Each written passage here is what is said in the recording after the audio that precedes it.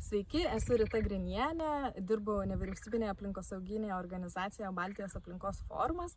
Ir šiuo metu esame Lietuvoje, Nemuno deltoje, įspūdingoje vietoje, kur aptinkame 90% mūsų nacionalinių paukščių. Ir vietiniai žymybė čia yra meldinė nendrinukė, tai rečiausias Europos giesmininkas, perintis tik tais 4 pasaulio valstybėse. Dėka ES LIFE programos mums pavyko šio paukščio populiaciją stabilizuoti. Birželio 6-9 dienomis Europa rinksis savo atstovus Europos parlamente, todėl labai svarbu balsuoti už tuos, kurie rinksi žaliąją gamtosauginę kryptį.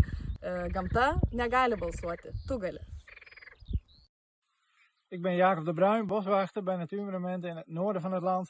In een van de mooiste Atlantische hoogvenen van Europa, het Vochteloofveen. We zijn hier al 85 jaar bezig met hoogveenherstel en dat is hartstikke belangrijk. Want het gaat niet zo goed met de natuur in Nederland. We zijn in Nederland maar liefst 85% van de oorspronkelijke biodiversiteit kwijt. En dat is niet best. De Europese wetten en de Europese subsidies zijn hartstikke belangrijk om de natuur te versterken en te herstellen.